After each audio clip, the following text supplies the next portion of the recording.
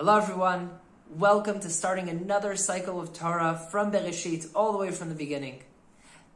We just finished Simchat Torah, we finished the Torah over there. As soon as we finish it, we don't wait till Shabbos, we start right away with another cycle of Bereshit to show that we never actually finish learning Torah. As soon as we finish one thing, we go on right to the next thing to show that there's always more to learn.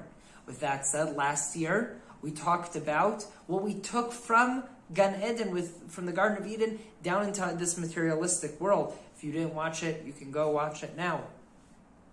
This week, I want to talk about something completely different. God creates Adam on the sixth day. After he creates Adam on the sixth day, but afterwards, he creates Chava, creates Eve from Adam. A bit after that, there's a story with the snake, the tree of knowledge, good and bad, it's a dat tov v'ra, and right after that we get kicked out. Different commentaries talk about how much time that really was from the creation of man until we get kicked out of Gan Eden, out of literal paradise, the Garden of Eden. Most commentaries end up going to the conclusion it was about 12 hours from our creation until we get kicked out. Then why create us there at all? Why create us in the perfect place just to kick us out? Because it is well established. God knows everything. He knows what was, He knows what's going to be. So why have us be created in the Garden of Eden to begin with? Have us being created in this world, in this materialistic world, where we're destined to be anyway, and just cut that part of our history out. But here's a very important thing. God creates us there to know what we should strive for, what is perfection, what is good, what we should ideally get to. And with this, it brings a very interesting concept of what should we strive for? How do we know what God really wants from us to strive? So first of all, we have the entire Torah to tell us what is good, what is the ideal. And that is a big part of what we actually are striving for.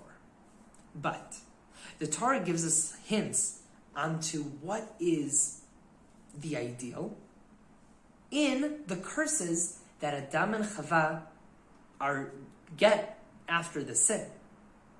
So, first thing that we know is God tells Adam that he will have to work by the sweat of your brow. You'll eat bread, right? To be able to make ends meet, you'll have to work so hard. You're sweating. You're outside in the field all day just to get a little bit. Chava has 3 curses. First curse is you will bear children with sorrow. Be'etzev tildi banim.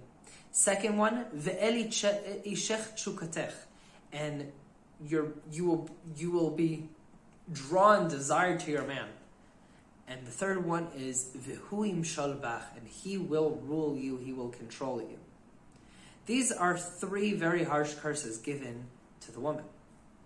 Now, the thing is, we're in a very, very special generation.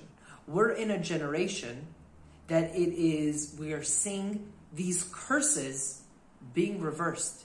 It is something that we are seeing in a bunch of different levels, that we are seeing the end of times, the days of Mashiach, where we actually get back to a fixed world. We talk all the time about tikkun olam, fixing the world. What does this mean? So, first of all, let's look at Adam's curse. Very, very simple. By the sweat of the brow, you'll eat meat, right? You'll eat bread. You'll barely be able to make ends meet without sweating, without working so physically hard. Today, sitting in an air conditioning room, working on your computer, is not to be able. It's not by the sweat of your brow, and it's not to make ends meet. It's for luxury. It's for higher things. Today, poor people in developed countries, and even in some developing countries, are living a higher level than people were from higher classes than they were just a few generations back. The reality has changed so much. We have so much in the world, so much blessing in the world, that these things actually have changed. With the women's curses, you have a few things.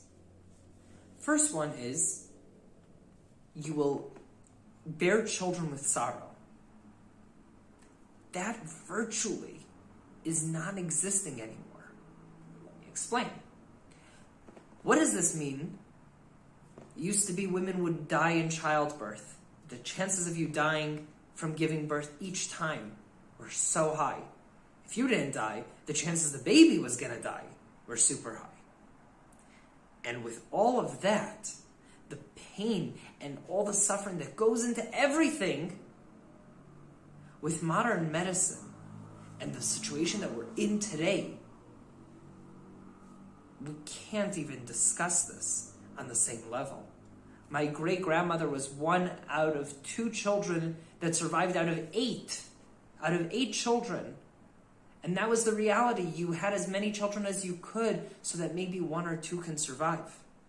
A very, very different reality than what we have today.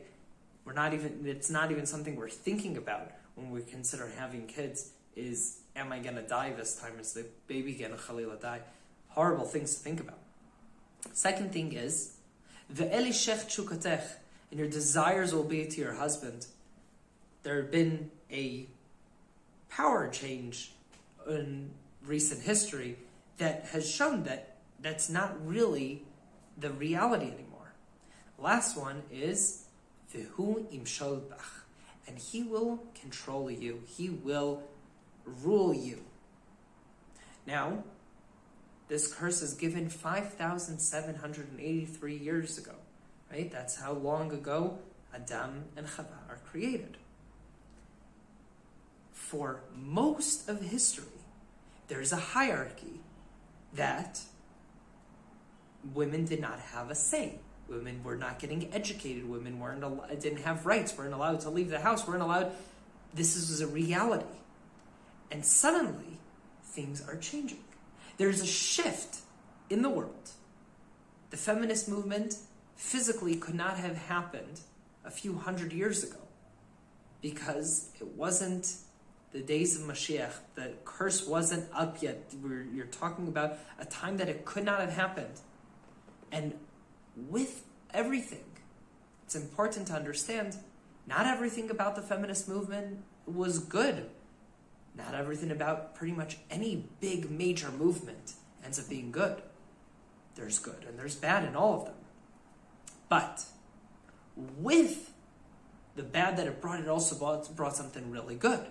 It brought, for the first time in history, back some sort of balance.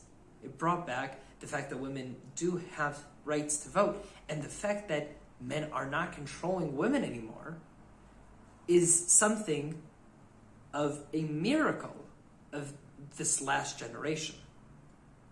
We can also look at this, by the way, with looking at vegetarianism. And vegetarianism, those of you who know me, know that I'm a very proud carnivore. I enjoy eating meat. But the movement of vegetarianism is getting such a stronger push these days in bringing back somewhat a fixed world. Bringing us back to the concept of before this sin, of bringing us back to a place of we are living in harmony, all of the creations together, is something no short of a miracle. And definitely one of the big signs of Mashiach at the doorsteps. May we all be zoche to see a fixed world and Mashiach soon. Shabbat Shalom.